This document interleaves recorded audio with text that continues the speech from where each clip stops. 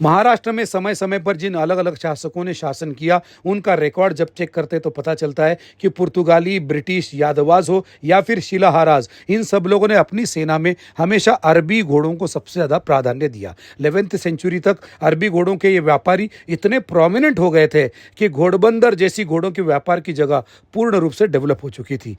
यहाँ तक कि 11वीं सेंचुरी में शिलाहाराज ने अंबरनाथ में एक शिव मंदिर बनाया, जिसकी दीवार पर आप एक अरब व्यक्ति का कार्विंग तक देख सकते हैं।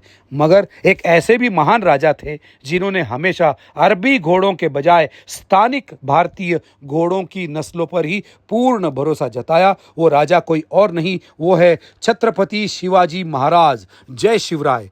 कोंकण के पहाड़ों के घोड़े अलग और गुजरात की समतल जमीन के घोड़े अलग। कोंकण से गुजरात जाते वक्त जिस ट्रांजिट पॉइंट पर ये घोड़े आपस में बदले जाते थे, उस जगह का नाम हुआ बदलापुर, ऐसा माना जाता है। इस गांव में तो उनका एक भव्य मंदिर भी है और इस पुरातन की शेप्ड वेल यानी चावीच्या आकाराचे विहीर का इतिहास भी इसी बात की गवाही देता है। पुर्तगालियों के खिलाफ मराठाओं की जीत के लिए सबसे इम्पॉर्टंट एपिसोड वसईची मोहीम। वसईच्या मोहिमेत मराठ्यांनी जेव्हा कळव्याचा पाण बुरुज तोफेने उडवला, त्याचा आवाज चिमाजी अप्पांनी बदलापूर मौजे उर्फ चौण येथे ऐकला, असा रेफरन्स साष्टीच्या बकरीमध्ये मिळतो।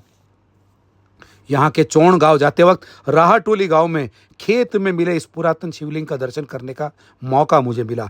चौण गांव में मुझे खंभों के ये कुछ अवशेष देखने को मिले।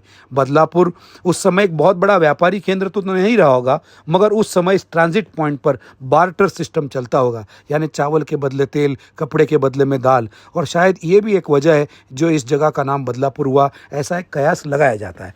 आगे जाकर बदलापुर एक बहुत मॉडर्न और मेट्रो शहर बनने जा रहा है। मगर आज बदलापुर को अगर आप सिर्फ एक पिकनिक स्पॉट समझ रहे तो मैं आपको याद दिला दूं, यहाँ के 200 से 450 साल पुराने मंदिर, यहाँ का 800 साल पुराना स्थापित गधेगढ़ इस बात को आपको याद दिला रहा है कि इतिहास के सुवर्ण युग का एक बहुत बड़ा साक्षी है बदलापुर शहर। इस वीडियो के अंत में सिर्फ YouTube के लिए जो एडिशनल फुटेज मेरे पास था, उसमें से जो मुझे लगा ठीक है, YouTube में थोड़ा समय का बंधन नहीं होता है, तो इन एडिशनल फुटेज को मैं डाल रहा हूँ। जो लोग बदलापुर से बहुत दूर रहते हैं तो उन्हें इन सब एरियाज़ को देखने में बहुत मज़ा आता है और बहुत खुशी होती है, ऐसा मैंने महसूस किया है। और ख़ास करके दोस्त who are staying out of India, वो अपने वतन को, अपने देश को बहुत मिस करते हैं, अपने होमलैंड को बहुत मिस करते हैं, शहर को मिस करते हैं।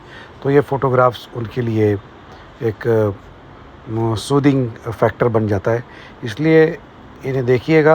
और इंस्टाग्राम पे तो 3 मिनट का लिमिट है, तो यहाँ पर मैं कुछ एडिशनल फुटेज डाल रहा हूँ। Enjoy this. Thank you very much for all your support. Please ask your friend to subscribe, follow and help me to build my confidence and let me get some motivation.